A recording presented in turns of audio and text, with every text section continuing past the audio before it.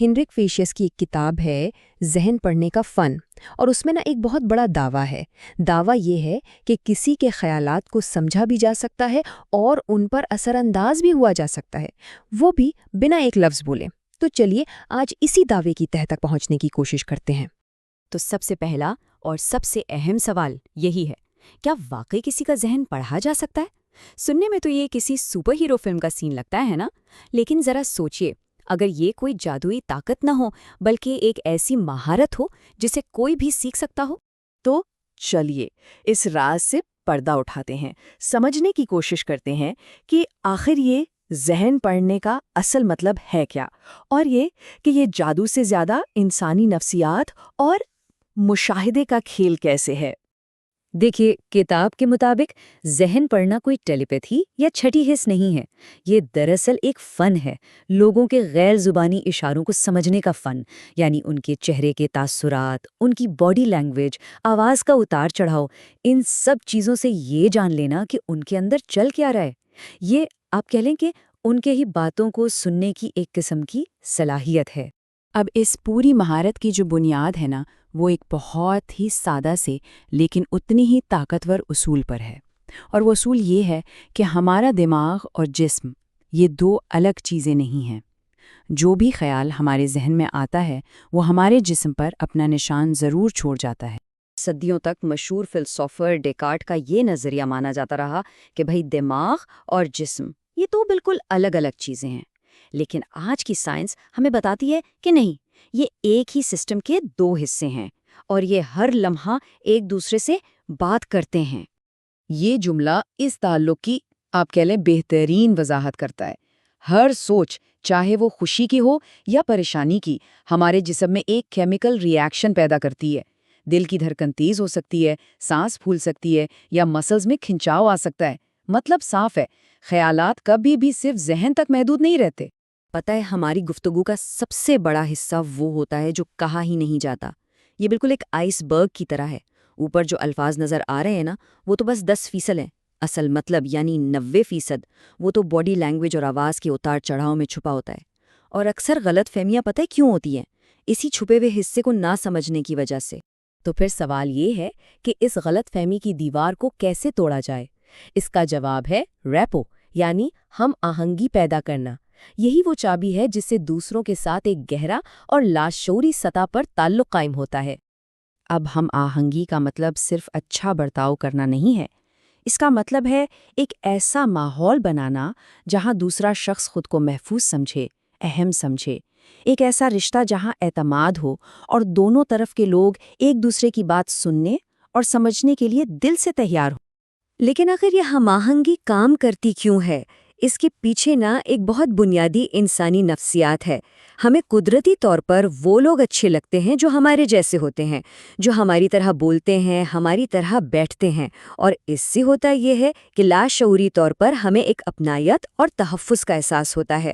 چلیں اب کچھ عملی طریقوں پر بات کرتے ہیں جن سے یہ ہم آہنگی فوری طور پر پیدا کی جا سکتی ہے۔ یہ وہ اوزار ہیں جو کسی بھی گفتگو کو بہت بہتر بنا سکتے ہیں۔ پہلی اور شاید سب سے طاقتور ٹیکنیک ہے میچنگ اینڈ مررنگ۔ اس کا مطلب کیا ہے؟ بہت ہی لطیف انداز میں دوسرے شخص کی باڈی لینگویج کو کاپی کرنا۔ یہ ان کے لاشعوری ذہن کو ایک پیغام دیتا ہے کہ میں آپ جیسا ہوں، مجھ پر بھروسہ کیا جا سکتا ہے۔ یہاں ایک بہت اہم بات یاد رکھنے کی ہے، یہ نقل نہیں بلکہ عکس بندی ہے۔ اس میں نزاکت بہت ضروری ہے۔ مطلب اگر کسی نے بازو باندھے ہیں تو فوراً وہی کرنے کے بجائے کچھ لمحوں بعد اپنی پوزیشن تھوڑی سی بدل لیں۔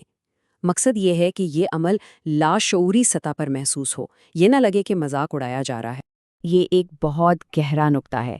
کہا جاتا ہے کہ ہم اسی رفتار سے بولتے ہیں جس رفتار سے ہم سوچتے اور سمجھتے ہیں۔ مطلب ہماری بولنے کی رفتار ہماری سوچ کی رفتار کا آئینہ ہے۔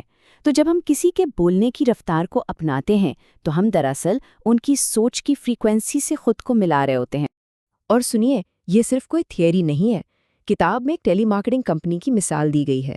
جب ان کی سیلز ٹیم نے گاہکوں کے بولنے کی رفتار سے اپنی رفتار ملانا شروع کی تو ان کی فروخت میں پتہ ہے کتنا؟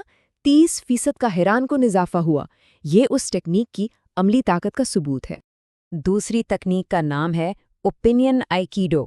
اب جیسے آئیکیڈو جو مارشل آرٹ ہے، اس میں مخالف کی طاقت کو اسی کے خلاف استعمال کیا جاتا ہے، بالکل اسی طرح یہاں مخالف کی رائے کو رد کرنے کے بجائے اسے اپنے ساتھ بہا کر لے جایا جاتا ہے۔ اور اس کا جادو صرف ایک لفظ میں چھپا ہے، لیکن کو اور سے بدل دیں۔ دیکھیے، لیکن ایک دیوار کھڑی کرتا ہے جبکہ اور ایک پل بناتا ہے۔